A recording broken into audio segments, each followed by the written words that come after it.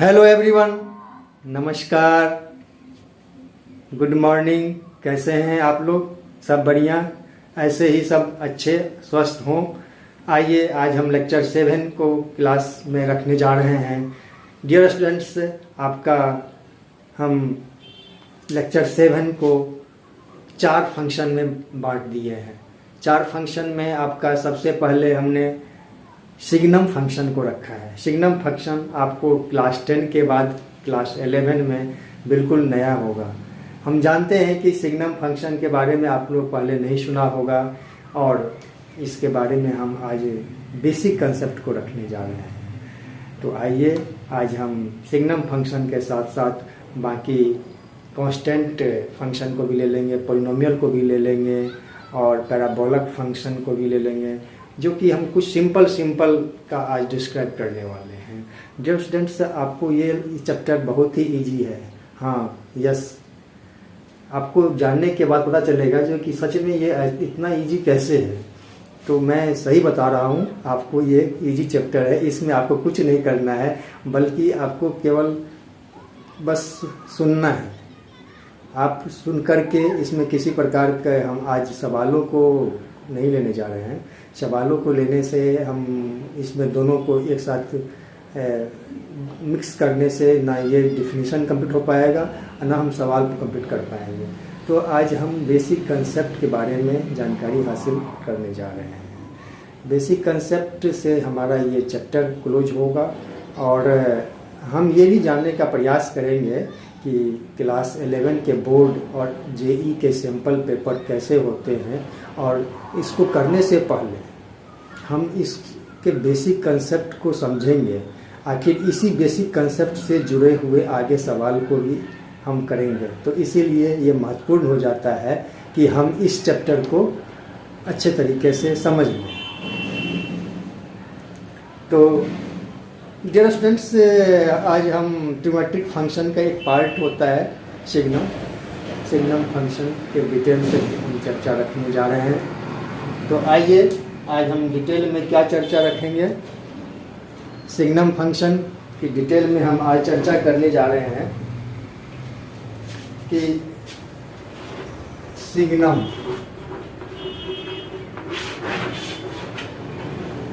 Signum क्या होता है, कि सिग्नम को SGN के फॉर्म में भी हम लिखते हैं, SGN।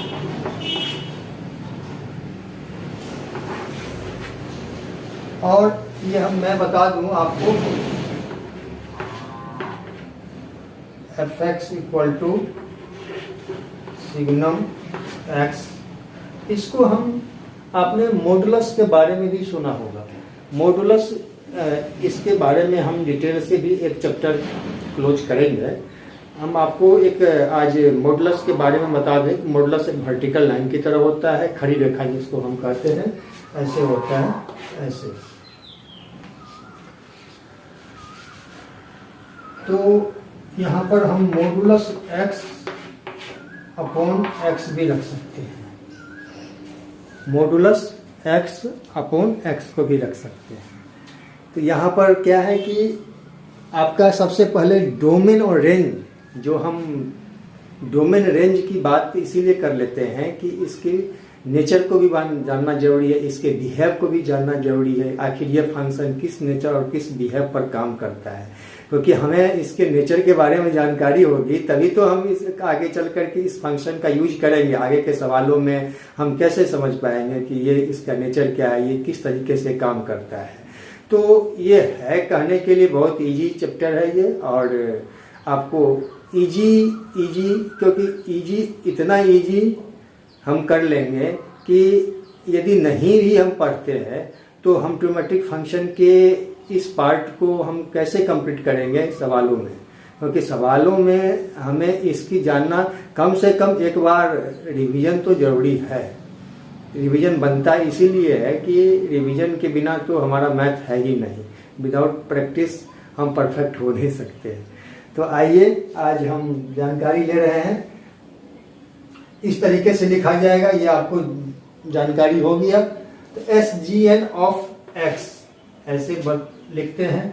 अब इसके एक लाइन को ले लेते हैं। जैसे लाइन में क्या होता है कि अब इसके वैल्यू, इसका लास्ट वाला यानी इसके डोमेन और रेंज यानी 0, -1, 1 होते हैं। इससे आगे ये नहीं, इसका रेंज आगे नहीं होता है। अब सोचो कि क्या होगा ये -1। तो -1 के लिए मैं आपको इसको डिटेल में बताना चाहूंगा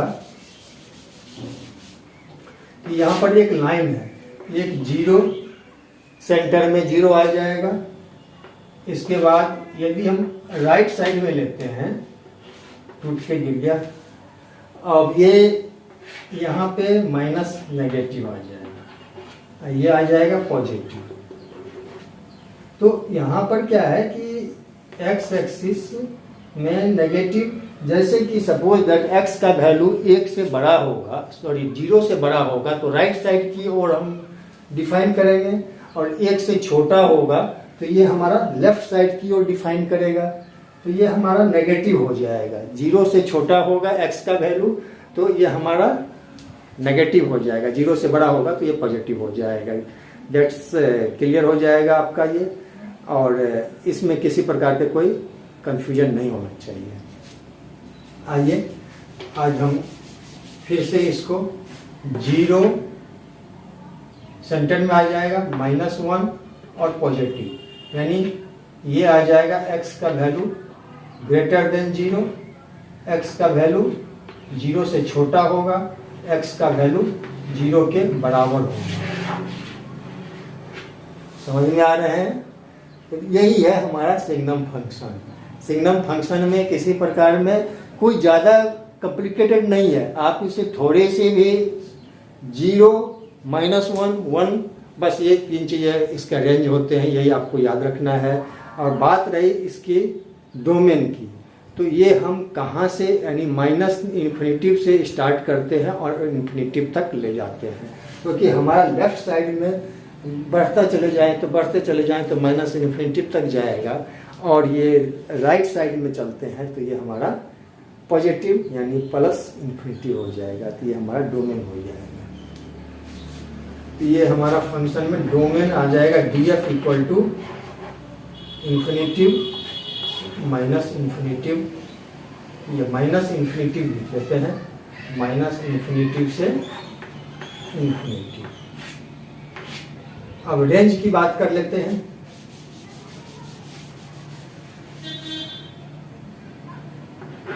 रेंज क्या हो जाएगा इसका, -1, 0 और 1। और एक चीज बहुत ही मजेदार बात होती है कि सिग्नम में हम इस 3 के अलावा, 3 जो डिजिट होते हैं, इसके अलावा कोई तीसरा चौथा नंबर नहीं आएगा।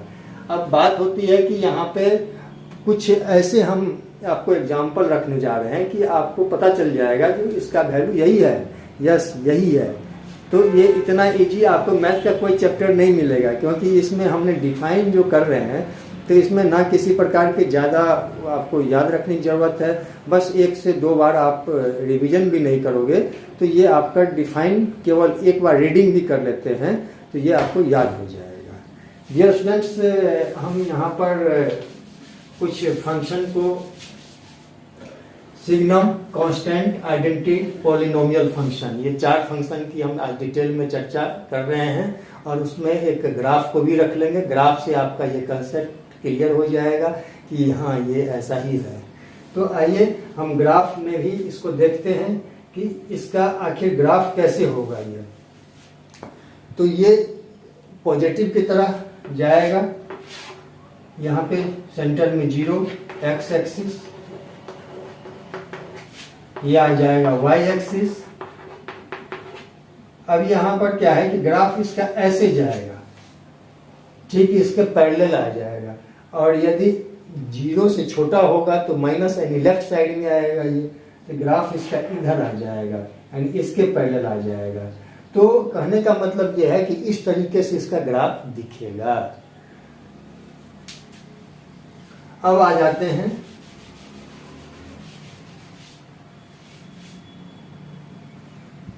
कुछ इसके नेचर, जैसे कि नेचर में क्या है कि SGN एक्स इक्वल टू, यदि ये हमारा क्या है कि एस जी एन दो बार भी लिख देते हैं, S G N of X, तो इसका वैल्यू क्या हो जाएगा, एस जी एन एक्स ही होगा, क्योंकि डबल हो ट्रिपल हो या 4 टाइम्स या 5 टाइम्स कुछ सिग्नम सिग्नम सिग्नम एक्स, उसका वैल्यू भी सिग्नम एक्स ही होगा। तो ये कोई बदलता नहीं है, क्योंकि सिग्नम एक्स का वैल्यू आपका एक्स आ जाएगा, फिर ये सिग्नम सिग्नम का एक्स आ जाएगा, फिर आपका अकेले पड़ जाएगा सिग्नम ऑफ एक्स आ जाएगा। तो इसमें किसी प्रकार के कोई चेंज नहीं होते हैं, तो इसे घबराना नहीं है कि सिग्नम सिग्नम करके कितना आ गया। तो आपका वही सिंपली आपका कितना भी दे दे तो आपको आंख बंद करके सिग्नम ऑफ एक्स लिख देना है, ठीक है।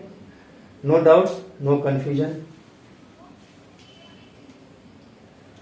अब आ जाइए कि सिग्नम माइनस एक्स आते हैं, तो माइनस को हम बाहर कर लेंगे और सिग्नम एक्स इस तरीके से ये लिख सकते हैं। यही इसका मेन नेचर है, इसका इस तरीके से ये काम करता है। अब आ जाइए कि कुछ हम पाई का वैल्यू जैसे रखते हैं, अब आपसे पूछा जाएगा, हम आपसे पूछते हैं सिग्नम पाई का वैल्यू क्या हो जाएगा, पॉजिटिव, जीरो या नेगेटिव, यही तीन होगा। डियर स्टूडेंट्स, इसी तीनों में से आपको चॉइस करना है। क्या हो जाएगा, 22/7 होता है 3.14, एक से बड़ा है ये, यानी पॉजिटिव में आ रहा है ये, एक से छोटा तो नहीं है, जीरो से छोटा तो नहीं है, 3.14, तो यहाँ पे क्या आ जाएगा, पॉजिटिव आ जाएगा। अब आपसे पूछा जाए सिग्नम 1 प्लस एक्स स्क्वायर, तो एक्स स्क्वायर का कुछ भी रखे, माइनस भी रखते हैं तो -1 का स्क्वायर यानी एक से बड़ा ही होगा, पॉजिटिव आ जाएगा। इस तरीके से आपको सॉर्ट आउट करना है कि कौन पॉजिटिव होगा। Sign signum of x zero आ जाएगा, ये सिग्नम जीरो का वैल्यू जीरो आ जाएगा। क्यों, क्योंकि जीरो हमेशा इक्वल जीरो के ही होगा। तो यहाँ पर एक चीज गौर करनी है कि जो हमने सेंटर में जीरो मानते हैं, तो जीरो से हम ज्यादा रखेंगे तो वो एक पॉजिटिव आ जाएगा, नीचे आ जाएगा तो नेगेटिव आ जाएगा इसका वैल्यू। पॉजिटिव, नेगेटिव और एक जीरो, बस तीन ही डिजिट में ये घूमता है। तो आपको ज्यादा घूमने की जरूरत नहीं है, इतना ही रखना है। और अब आगे चलते हैं हम।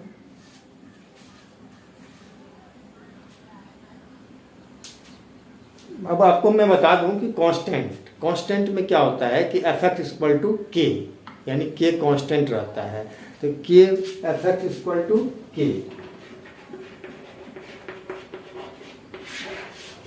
के का वैल्यू कुछ भी रख लें, 1 2 3 4 5, तो 1 2 3 4 5 हम रख लेते हैं तो इतना ही आ जाएगा। यानी कांस्टेंट में आपका कोई चेंजिंग नहीं होने वाला है, तो इसका रेंज आएगा कांस्टेंट ही आएगा, इसका रेंज चेंज नहीं होगा। और इसका डोमेन जो होगा, डोमेन फंक्शन -∞ टू ∞, ये याद रखना है। RF हो जाएगा, इसका कांस्टेंट हो जाएगा। समझ में आ गया डियर स्टूडेंट्स? अब आपको हम आगे ले चलते हैं कि इसका ग्राफ कैसे होगा। वह ऐसे सीरियल करके आप इसको आगे बढ़ते रहिए। हम इसी की उम्मीद करते हैं कि आपका लेक्चर ऐसे ही आगे बढ़ता रहे, आप ऐसे ही समझते रहें और हम ऐसे ही नए वीडियो को लाते रहें।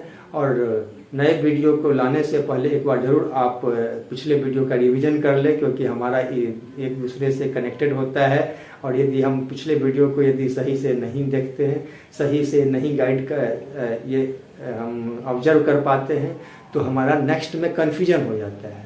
तो फिर मैंने बता दिया था कि यदि किसी प्रकार के वीडियो देखने के बाद भी कन्फ्यूजन होता है तो आप हमें कमेंट कीजिए, हम कमेंट का रिप्लाई करेंगे।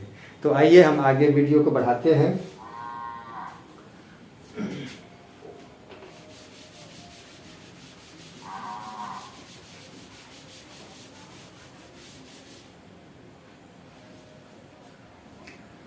अब हमारा यहाँ पर जो ग्राफ होगा एक्स एक्सिस, वाई एक्सिस, ये हमारा क्या हो जाएगा, इक्वल आ जाएगा, यानी ओरिजिन से इक्वल डिस्टेंस पे आ जाएगा। यहाँ होगा और यहाँ होगा, यहाँ से इक्वल डिस्टेंस होगा, यहाँ से पॉजिटिव की तरह भी हमारा इक्वल डिस्टेंस होगा, इसमें चेंज नहीं होगा। ये आपको दिख रहा है, ये ग्राफ आपका दिख रहा होगा।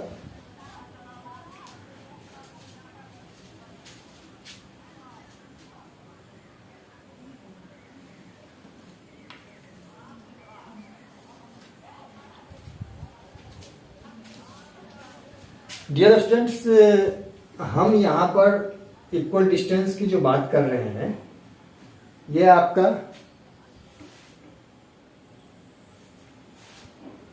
आइडेंटिटी फंक्शन से बन जाएगा। ये आइडेंटिटी फंक्शन की हम यहाँ पर रख लेंगे।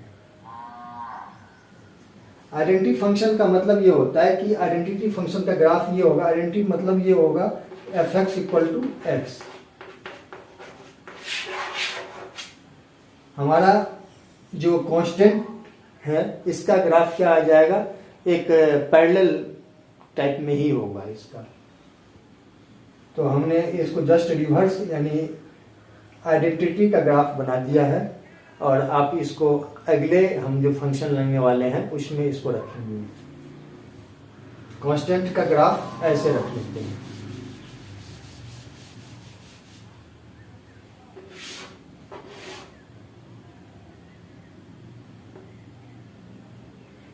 ये ऐसे आ जाएगा और ये हमारा पैरेलल में आ जाएगा।